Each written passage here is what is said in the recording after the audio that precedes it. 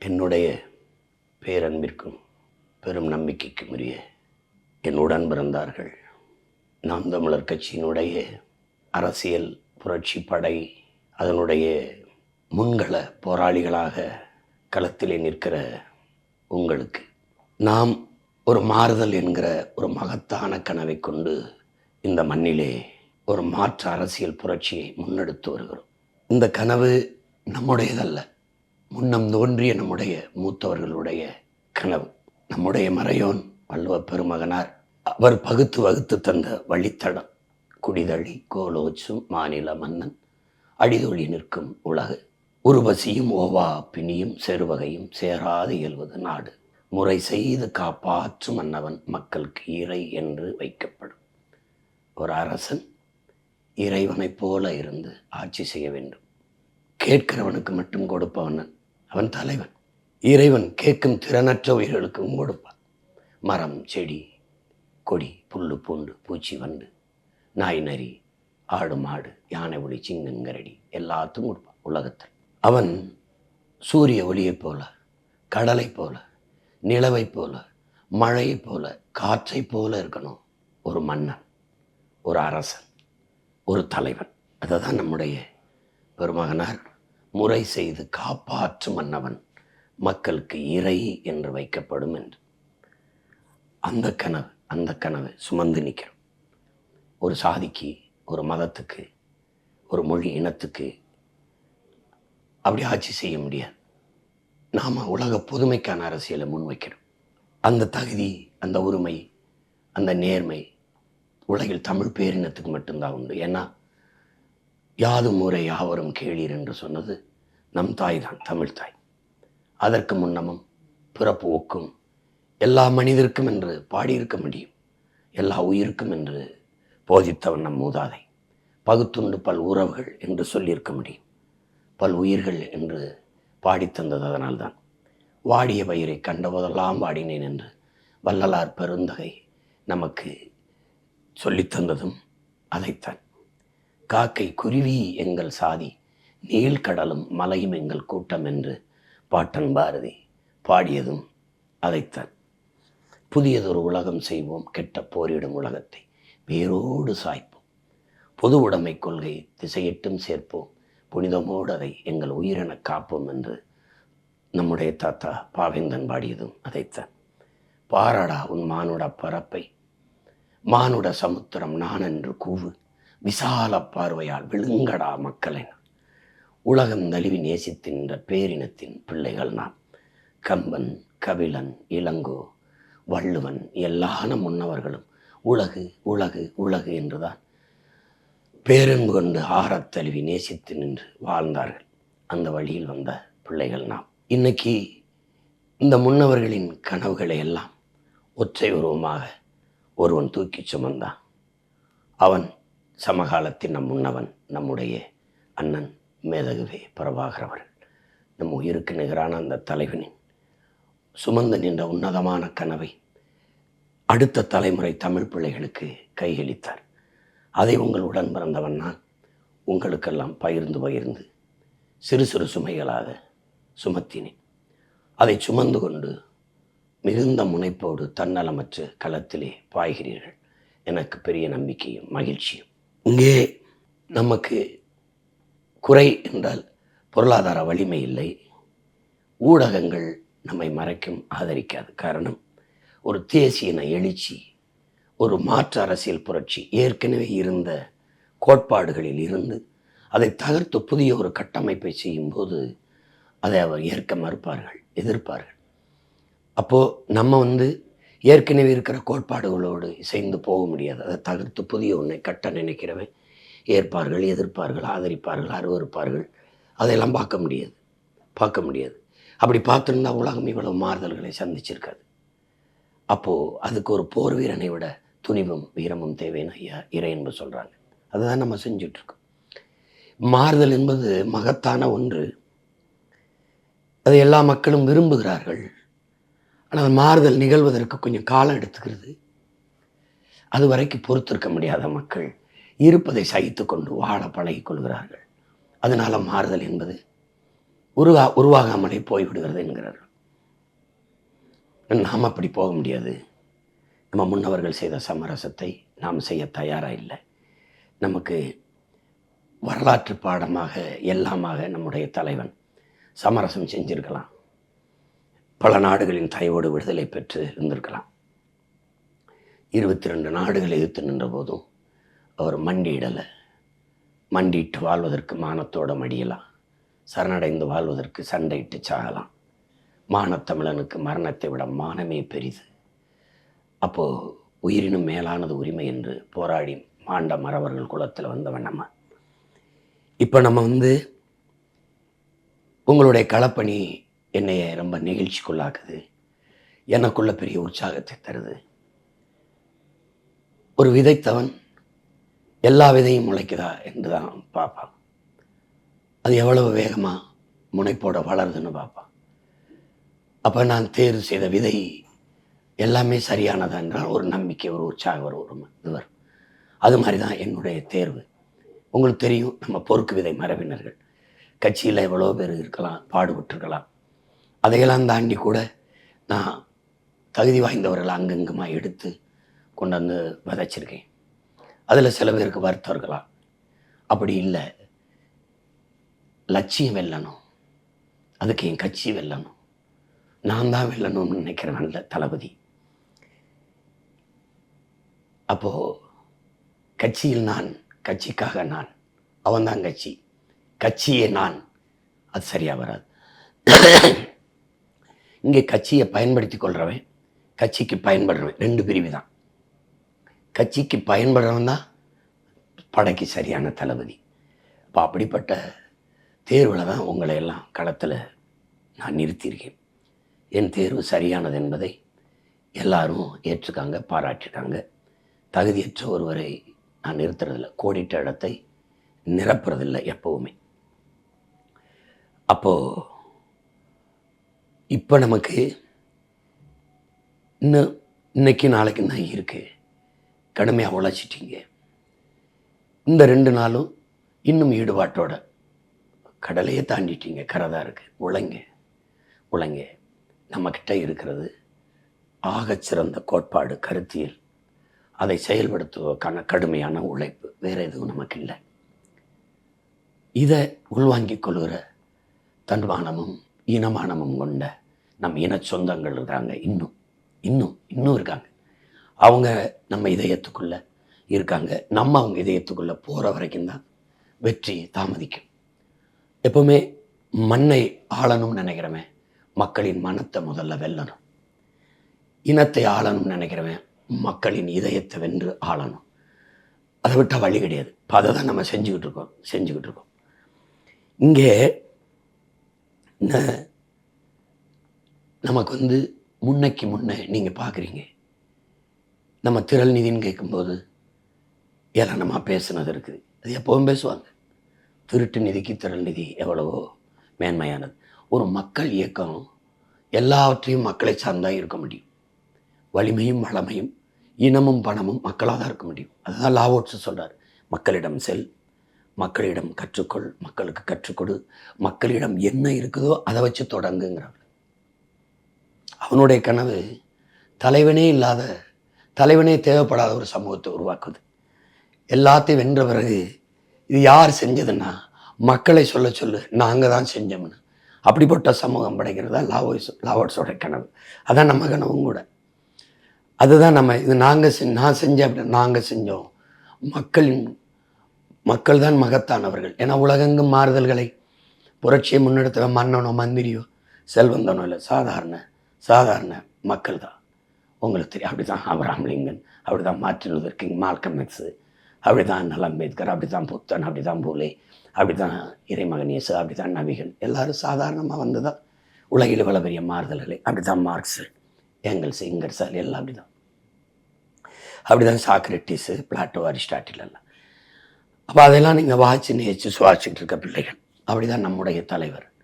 அப்படி தான் இந்த நிலத்திலும் பாட்டேன் தீரன் சின்னமலை மக்களில் ஒருவன் மகத்தான தலைவனாக மன்னனாக மாறியது இப்படி தான்.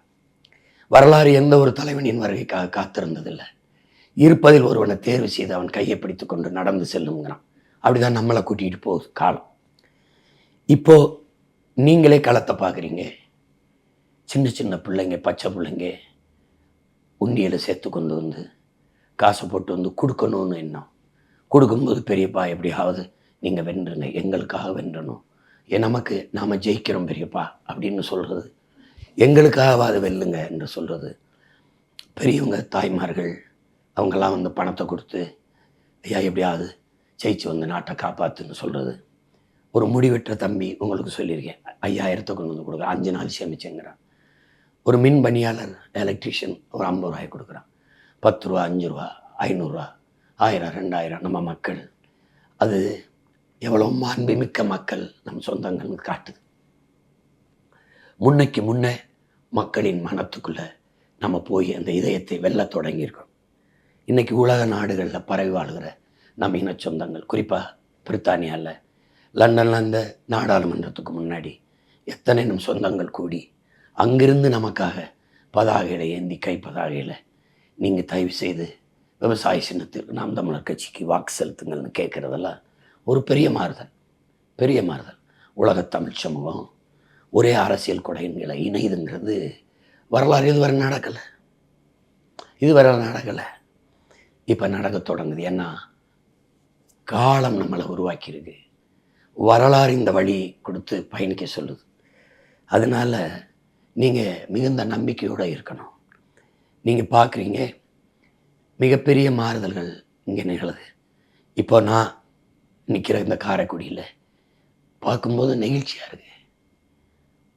வெவ்வேறு மாநிலங்கள் இருந்து வெவ்வேறு நாடுகளில் பணி நிமித்தமாக போன பிள்ளை, அண்ணன் மலேசியாவிலேருந்து, சிங்கப்பூர்லேருந்து, துபாயிலேருந்து, அரபு நாடுலேருந்து, அண்ணன் ஹாங்காங்லேருந்து, அண்ணன் தாய்லாந்துலேருந்து, நெதர்லாந்துலேருந்து, ஸ்காட்லாந்துலேருந்து, இங்கிலாந்துலேருந்து, நம்ம இன்னொரு தாயகத்தில் நம்முடைய இலக்கு தேசமாக இருக்கிற ஈழத்திலிருந்து எண்ணற்ற பிள்ளைகள் வந்து வேலை செஞ்சுக்கிட்டு இருக்காங்க.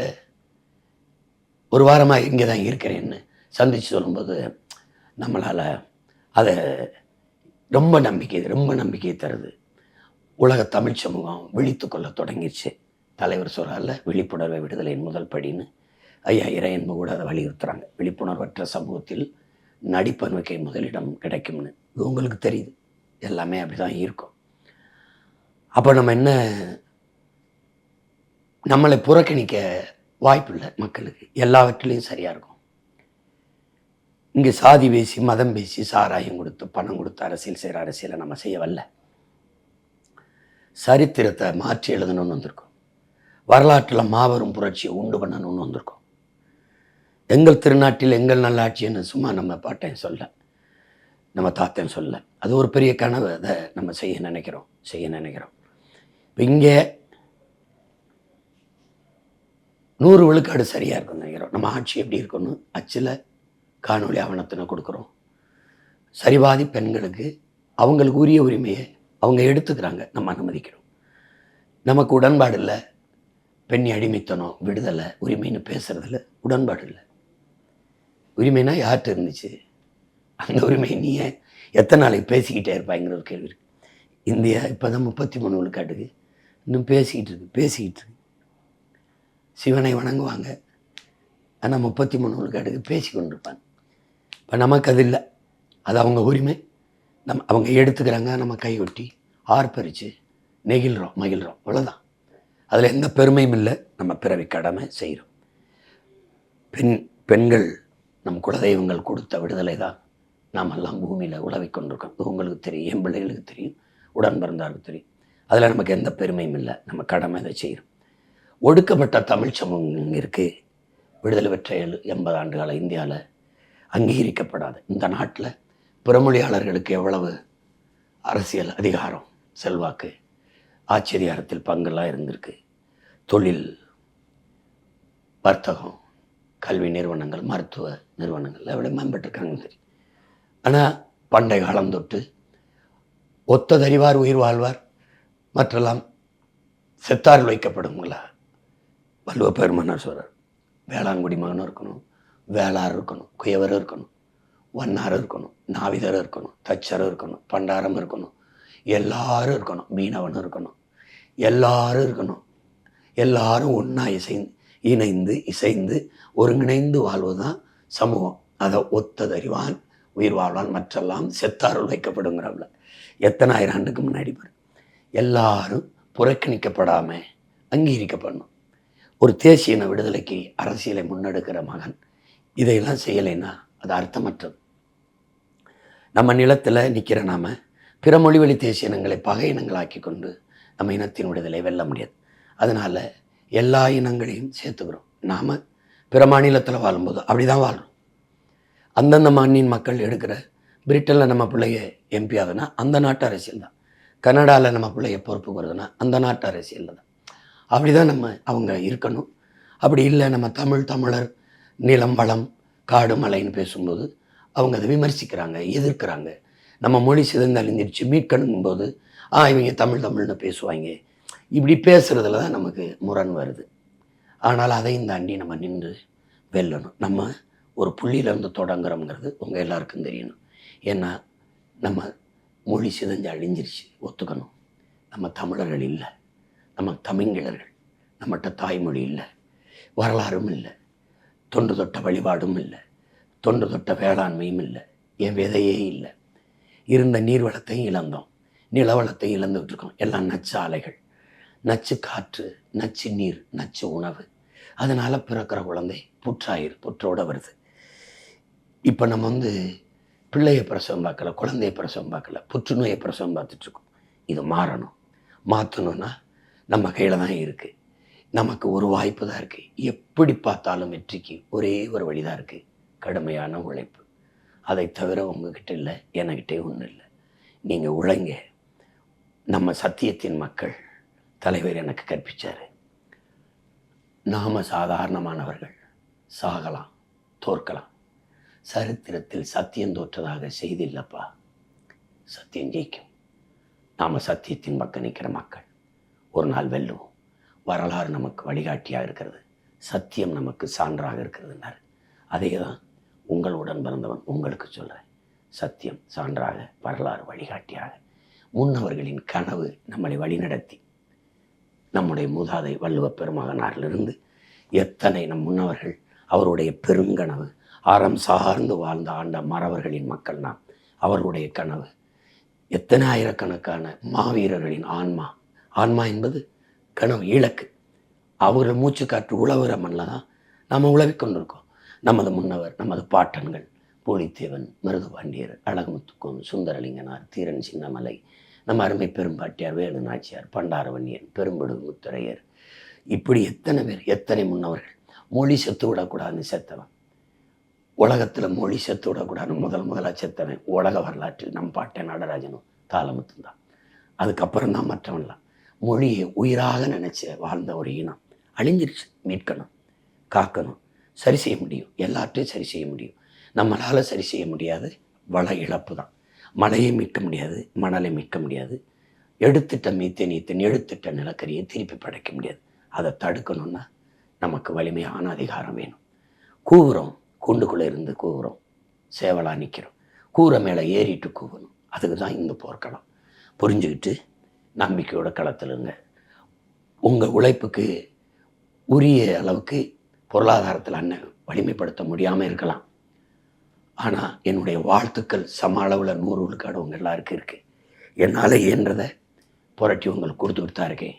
நீங்கள் கவலைப்படாமல் இருங்க. தனிப்பட்ட முறையில் எனக்கு நிறையா வருத்தங்கள் இருக்குது. எல்லா தம்பி தங்கைகளுக்கும் ஒவ்வொரு தொகுதிக்கும் போய் வேலை செய்ய முடியலன்னு. குறிப்பாக என்னுடைய தங்கை அபிநயா பொன்னிவளவனுக்கு விழுப்புரத்தில் செய்ய முடியல, திருச்சியில் என் தம்பி, திருவரம்பூரில் போட்டியிட என் தம்பி ராஜேஷுக்கு, இப்படி நிறைய பேருக்கு நான் செய்ய முடியல. எனக்கு மன வருத்தம் இருக்குது. அதுக்காக நீங்கள் அண்ணனை பொறுத்துக்கணும். இவ்வளோ தான் என்னுடைய ஒரு மனித ஆற்றலையும் மீறி நான் உழைச்சிட்டேங்கிறது உங்களுக்கு தெரியுமா. அதுக்கு மேலே உடல் ஆற்றலுக்கு குரல் கொஞ்சம் கம்மிடுச்சு. நேரம் போதலை கொஞ்சம் முன்கூட்டியே ஆரம்பிக்கணுன்னா உங்களுக்கு தெரியும். ஆட்சி வரைவா, காணொலி ஆவணமா, வேட்பாளர் தேர்வா, திட்டமிடலா, பொருளாதார புரட்டலா, எல்லாத்தையும் ஒரே ஆள் செய்கிறதுங்கிறது கொஞ்சம் கடினம். உங்களுக்கு எங்கள் அண்ணன், என் தலைவர் சொன்னது தான், நமக்கென்று ஆதரவு குரல் எழுப்பவோ, நமக்கென்று ஆதரவு கை நீட்டவோ எவரும் மற்ற நிலையில் தனித்து விடப்பட்ட அடிமை தேசியனத்தின் மக்கள். அதை நீங்கள் நினைவச்சுக்கணும். நமக்கு யாரும் இல்லை, ஆலோசகர்னு இல்லை, சோக்கால்டு இந்த ஸ்ட்ராட்டஜிஸ்டும் இல்லை. நமக்கு ஆதரவாக நம்ம இனத்தில் நிறைய பணக்காரர் இருக்கான். பணம் இருக்கிறவனுக்கு இன உணர்வும் மான உணர்வும் இருக்கிறதில்ல.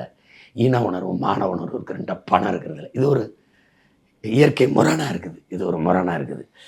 அதையும் தாண்டி எல்லா இடையூறுகளையும் தாண்டி வெல்வதற்கு பேர் தான் புரட்சி. புரட்சி. அலை இல்லாத கடலில் மாலுமிக்கு மதிப்பு இல்லை. அலை இல்லாத கடலால் நல்ல மாலுமியை உருவாக்க முடியாது.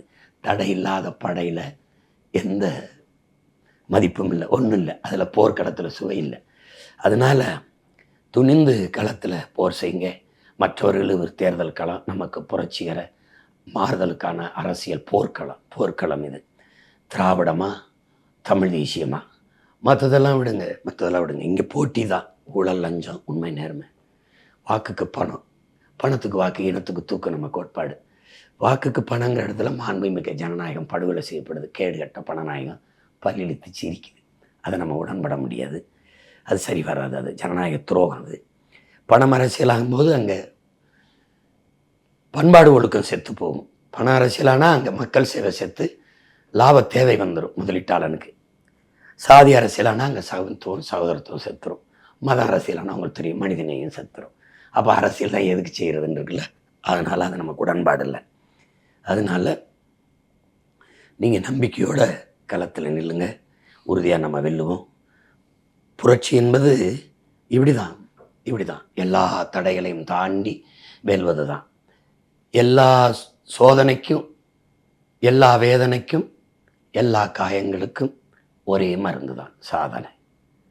சாதனைக்கு ஒரே வழி கடுமையான உழைப்பு. உழைப்பின் பரிசு தான் வெற்றி. வெற்றியை தொடுவோம். நம்பிக்கையோட களத்தில் நில்லுங்க. புரட்சி எப்போதும் வெல்லும். நம் வெற்றி அதை சொல்லும். நம் இலக்கு ஒன்றுதான், இனத்தின் விடுதலை. இனம் ஒன்றாவோம், இலக்கை வென்றாவோம். தமிழ் தாய் வாழ்க. தலைவர் பிரபாகரன் வாழ்க. நாம் தமிழர்.